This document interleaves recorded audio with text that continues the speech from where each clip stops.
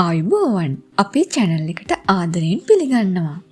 ඔබ දරුවෙකු අපේක්ෂාවෙන් සිටින මවක් හෝ පියෙක්ද? එසේනම් ඔබගේ මනසට නිතරම එන වැදගත් නමුත් කතාබහට අඩු මාතෘකාවක් අද අපි කතා කරන්න සූදානම්. ඒ තමයි ගර්භණී සමයේදී ලිංගිකව එක්වීම ආරක්ෂිතද යන ප්‍රශ්නය. මේ බොහෝ යුවළවල් අතර තිබෙන බියක්. අපේ දරුවාට හානියක් වෙයිද, ගබ්සාවක් වෙයිද වැනි ගැටලු ගැන ඔබ කල්පනා කරනවා ඇති. අද අපි වීඩියෝ එක පුරා ගර්භණී සමයේ ලිංගික සබඳතා පිළිබඳව ඇති සියලු මිත්‍යා මත ඉවත් කර වෛද්‍ය විද්‍යාත්මකව තහවුරු කරන ලද නිවැරදි කරුණු කතා කරනවා. මෙහිදී ත්‍රිමාසික 3ේම ඇතිවන වෙනස්කම්, කලලයට ආරක්ෂාව ලැබෙන ආකාරය සහ නියත වශයෙන්ම ලිංගිකව එක්වීමෙන් වැළකී යුතු අවදානම් තත්ත්වයන් ගැන අපි අවධානය යොමු කරනවා. අවසානයේ දක්වාම රැඳී සිටින්න, මොකද ඔබගේ ගැබ් ගැනීම නිරෝගී නම් මෙම කාලය තුළ ලිංගිකව එක්වීමෙන් ඔබේ සම්බන්ධතාවය තවත් ශක්තිමත් කරගත හැකි නිවැරදි ආකාරය ඔබ දැනුවත් විය යුතුයි. එහෙනම් අපි ප්‍රධානම ප්‍රශ්නයට පිළිතුරෙන් පටන් ගනිමු. වෛද්‍යවරුන්ගේ මතය අනුව ඔබගේ ගැබ් ගැනීම සාමාන්‍ය කිසිදු සංකූලතාවයකින් තොර නිරෝගී ගැබ් ගැනීමක් නම් දරු ප්‍රසූතියත් එක් ඕනෑම අවස්ථාවක ලිංගිකව එක්වීම ආරක්ෂිතයි. මෙහිදී නිතරම අසන ප්‍රශ්න කිහිපයකට අපි පිළිතුරු දෙමු. ලිංගිකව එක්වීම දරුවාට හානි කරයිද? නැහැ. ඔබ දන්නවාද දරුවා සිටින්නේ ඉතාම ආරක්ෂිත පරිසරයක.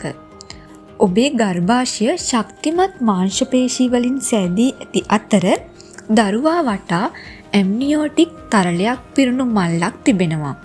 ඒ වගේම ගැබ්ගෙල ඝන ශ්ලේෂ්මල ප්ලග් එකකින් පසා දමා ඇති නිසා පිටතින් එන කිසිදු ආසාදනයකින් හෝ කම්පනයකින් දරුවාට හානියක් වෙන්නේ නැහැ. සුරාන්තයට පත්වීමෙන් ගබ්සා වීමක් හෝ නොමේරූ දරු ප්‍රසූතියක් සිදුවේද? නැහැ. සුරාන්තයේදී ඇතිවන ගර්භාෂයේ සංකෝචන සාමාන්‍යයෙන් වේදනාකාරී හෝ ප්‍රසූතිය ඇති කිරීමට තරම් ප්‍රබල නැහැ.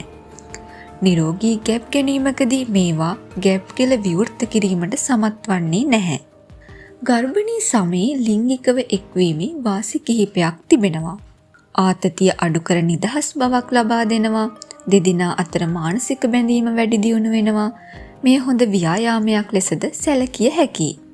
ගැබ් ගැනීමක මුල් මාස 3 යනු හෝමෝනවල බලපෑමින් ශරීරයේ වඩාත් වෙනස් වන කාල පරිච්ඡේදයයි. සමහර මව්වරුන්ට මේ කාලයේදී ඔක්කාරය, වමනය සහ දැඩි තෙහෙට්ටුව නිසා ලිංගික ආශාව ඉතාමත් අඩු විය හැකියි. තවත් සමහරුන්ට රුධිර ගමනේ වැඩිවීම නිසා ලිංගික ආශාව වැඩි විය හැකියි. හෝමෝන වෙනස්කම් නිසා පියයුරු ඉතාමත් සංවේදී විය හැකි අතර ලිංගික එක්වීමේදී වේදනාවක් දැනීමට හෝ අපහසුතාවයට පත්වීමට පුළුවන්. මේ කාලයේදී ලිංගික එක්වීම සම්පූර්ණයෙන්ම ආරක්ෂිත වුවත් ඔබගේ හැඟීම් වලට ගරු කිරීම ඉතා වැදගත්. ඔබගේ සහකරු සමග විවෘතව කතා කර ඔබගේ හැඟීම් පැහැදිලි කරන්න.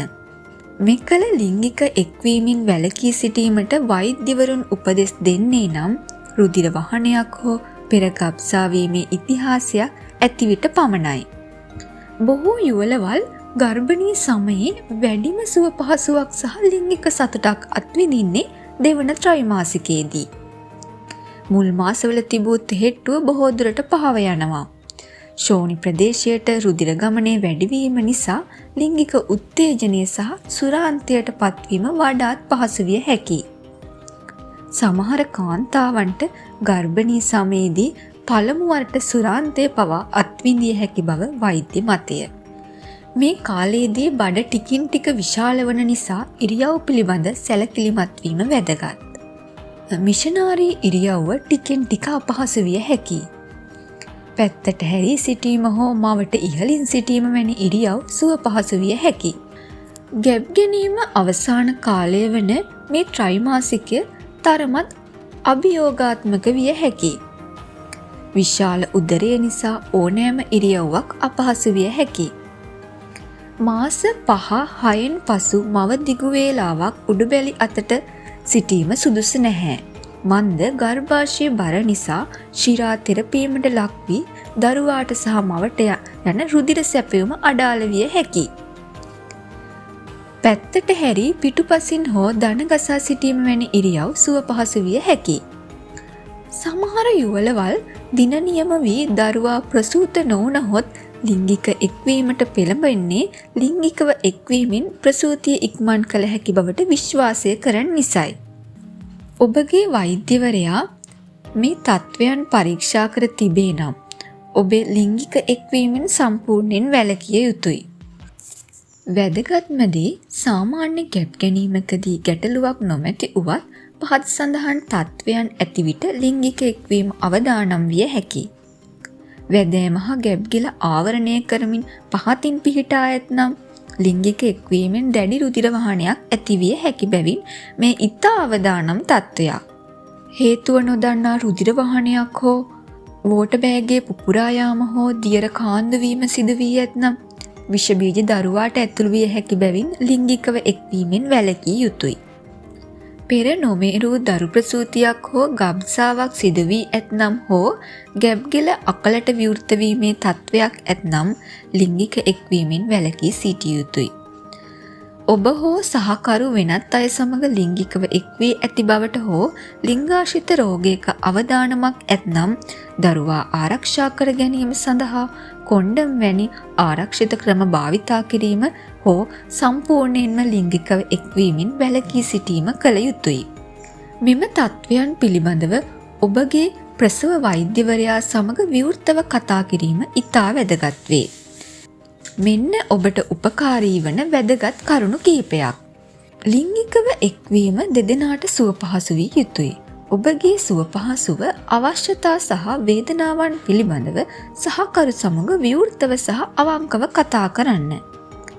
හෝමෝන වෙනස් වීම නිසා යෝනි මාර්ගයේ වියලි විය හැකියි.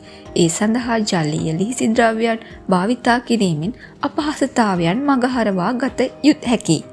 ගැබ්ගිල සංවේදී විය හැකි නිසා ගැඹුරු ආක්‍රමණයන්ගෙන් වැළකී සිටීමට උත්සාහ කරන්න.